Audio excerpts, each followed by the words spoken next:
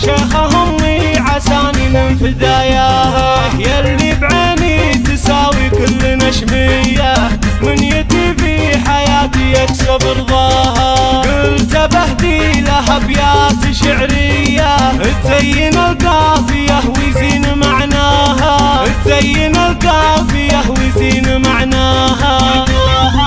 اكتب الشعر بامي والفخر ليا، والشعر ينكتب فيها ويزهاها. امي اللي بها ميزات شخصية، يعجز الشعر ما عدد مزاياها. من شغامين قوم تكسر عداها، سيدة جيلها الأمة الشقردية، زين الأخلاق من ربي لها أعطاها.